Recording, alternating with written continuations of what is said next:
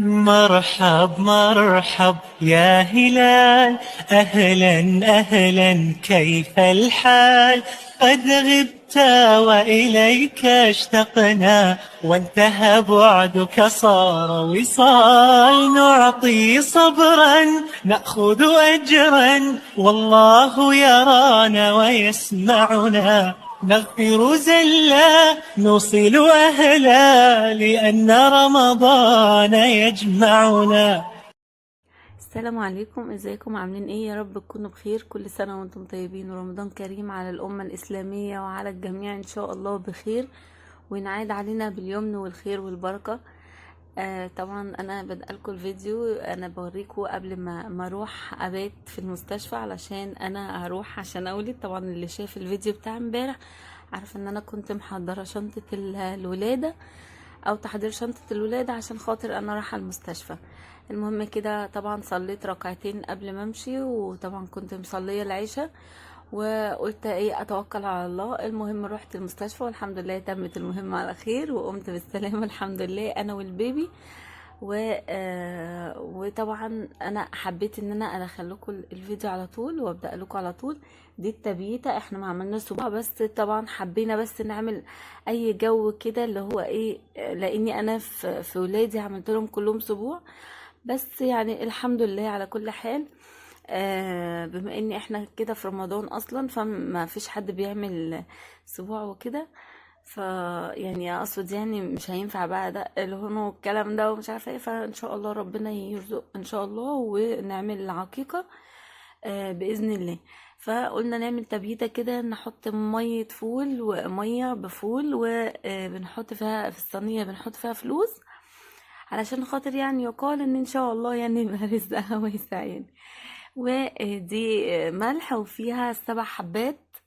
يعني ال7 حبات ديت بيقولوا يعني علشان خاطر تمنع الحسد، والملح عشان الطاقة السلبية وحاجات كده، الله أعلم كل ده حقيقي ولا لأ. بس المهم ان احنا بنعمل يعني حاجات بسيطة من الحاجات اللي احنا بنعملها عامة في السبوع. وحاطة فيها بقى كل الحاجة اللي انا حابة انها تعرف تعملها، او انها تتعامل معاها. طبعا المكياج مش هنخليها انها تعمل وهي خارجة اكيد يعني، بس اللي هو تبقى ايه يعني شاطرة فيه في بيتها ان شاء الله. وبما اني انا حابة الكروشيه والتريكو والكلام دوت، فانا حاطط لها الابرة والخيط كمان علشان تعرف تتعامل، وحاطط لها كمان كل حاجة يعني شاملة الحاجات اللي هي ايه انا بستخدمها. المهم كده، طبعا رشينا ماما رشة الملح وما صورتش يعني ما قالتش، هي رشت على طول. فاللي فضل من الملح حبيت اوريهولكوا. طبعا رشينا الملح وسيبنا الملح يبات اليوم، ما كنستهوش. كنسناه تاني يوم الصبح. المهم ان الملح برضو ايه بيقولوا سيبوه يعني يبات ليل، عشان خاطر ايه يعني برضو الطاقة السلبية تخرج ومش عارفة ايه، وفتحوا الشبابيك المهم عملنا كل ده. طبعا ايه كنا احنا كده، انا عملت السواع يوم التاسع علشان خاطر كنت تعبانة، وكمان بنتي كانت تعبانة. الحمد لله ربنا رزقني ببنوتة. ف فال فكان يعني بجد كنا تعبانين، فما كناش قادرين نعمل حاجة، وكان الجرح تعبني، وكمان كانت الصورة بتاعتها ما وقعتش. فكده انا الطبق بقى انا بوريهولكوا في اليوم ال12، يعني مش السابع مش التاسع ولا العاشر، اللي هو الطبق الاخضر انا بوريهولكوا في اليوم ال12. يعني الفيديو ده كده اليوم ال12 بعد ما ماما ايه ما مشيت وسابتني، لان ماما قعدت معايا ال11 يوم. جه اليوم ال12 بقى انت لازم تتوكلي على نفسك، ولازم تقومي تعملي حاجه. انا فعلا كنت واقفه تعبانه وما كنتش قادره اعمل. فطلبت من جوزي يعني ان هو مثلا يعني ان هو مثلا ايه ان هو يجيب مع سمك معاه وكده، علشان خاطر انا ما كنتش قادره اعمل. فعملت شويه رز ببصل وخلاص، سريع سريع كده. ويعني الحمد لله قدرت ان انا اعملهم.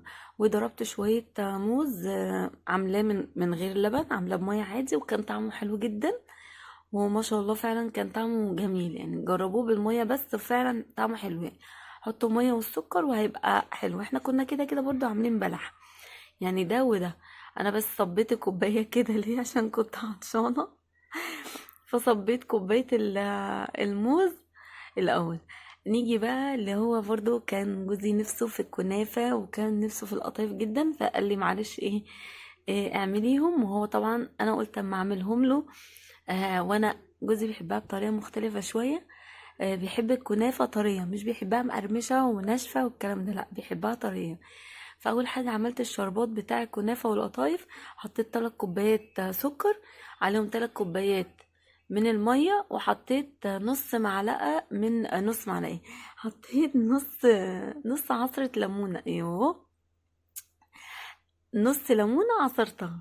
ايوه هو كده، عصرت نص ليمونة علشان خاطر ايه ما تبقاش طعمها مزز قوي، طعم الليمون باين قوي، فاحنا مش بنحبها يكون باين فيها قوي. سبتها على النار يتغلي، وطلعت الكنافة كده زي ما انتوا شايفين. هو جايب نص كيلو من الكنافة ونص كيلو من القطايف، هو مش جايب كمية، هو جايب بس على القد كده حاجة بسيطة. جبت عليهم معلقة من السمنة، معلقة كبيرة من السمنة البلدي، وحطيتها عليهم كده. السمنة دي انا اللي مسيحاها. يعني ما شاء الله برضو حلوة يعني. انا بس انا حاطة في العلبة لان انا ضايفة عليها العلبة دي. قلبتها كويس جدا، وهبدأ ان انا بقى ايه اعملها بايدي عشان افتفت الكنافة لانها كانت متماسكة شوية. فحاولت ان انا افتفت كده كنافة واقلب السمنة كويس جدا فيها لغاية ما دخلتها جوه الكنافة كلها، وخليت الكنافة اتشربت من السمنة كلها، وبقيت عمالة اقطع زي ما انتم شايفين كده. وبعد كده هحطها في الصينية اللي هي اكبر صينية في صواني البيتزا. هما بيبقوا 3 صواني كده، اللي عنده الصواني دي هيبقى عارف انا اقصد ايه. هتحطيها في اكبر صينية من الصواني، وهتيجي بالظبط عليها، هتبقى حلوة جدا. انا بدأت ان انا افردها كده، ان انا اوزعها الاول، وبعد كده هفردها بايديا عادي، لان انا غاسله كده كده ايديا. انا على طول ايدي تحت المية بطريقة، انا عندي عايزه اقول لكم ان انا فوبيا، او مش عارفه بتسمى ايه يعني، مش فوبيا، لا لا مش فوبيا، الفوبيا دي خوف. انا عندي هستيريا من الحقيقة. كل شويه تلاقي ايدي تحت الميه، ايدي تحت الميه بالصابون يعني، يا ريت بس ايدي تحت الميه بس. لا ده انا ايدي بالصابون، لما حاسه ان انا جلد ايدي هيتشال خالص من كتر الغسيل. فانا والله العظيم انا بقعد ادعك كتير جدا في يعني في ايديا، وما تقلقوش يعني. بحب ان انا يعني انا بقرف اصلا يعني. فالمهم كده بدأت ان انا اشيل الريم اللي بيبقى على وش المية بسكر، او الشربات اللي بيبقى معمول من الليمون بقى او من السكر، بيبقى الريم دوت معمول. فانا بدأت ان انا اشيله، وحطيت معلقة صغيرة من الفانيليا السايلة، او تحطي باكوين من الفانيليا عادي اللي موجودة عندك. بس انا بحب الفانيليا السايلة، بتدي طعم حلو قوي. ويعني انا حطيت كده الصينيه، ضغطت عليها كويس علشان خاطر تبقى مضغوطه اكتر كمان معايا. وبدات ان انا بقى ايه اقلب فيها. شفت اللي هي الكنافه النابلسيه اللي بتبقى في الشارع دي، اللي بيقعدوا يلفوا في الصينيه، هي انا بدات ان انا اعمل كده برضو. بقيت ان انا الف. لما حسيت ان هي خلاص بقى بدأ الجوانب بتاعتها تحمر زي ما انتم شايفين، وبدأت تلم نفسها. بصيت كده بمعلقه او بحاجه، تبصي الاول كده تشوفي الصينيه، او تشوفي كده خلاص اتحمرت، عفوا اتحمرت ولا لا. لقيت ان لونها بدأ يحمر. اللي في النص ده طبعا عشان انا سهيت سنه بس كده، فاتلسعت عشان بس ايدي وجعتني، وبدأت اريح شويه، وكمان بنتي كانت كل شويه بتعيط. فقعدت اقلب كده زي ما انتم شايفين برضو لغايه ما الحمد لله اتعمل برضو. بصيت برضو ولقيت ان اللون بتاعها بدأ يبقى كويس. وبدأت ان انا اسقيها بقى بالشربات. انا مش عايزة الشربات يبقى تقيل، علشان تلاقي الصينية، تلاقي الكنافة طرية معاكي.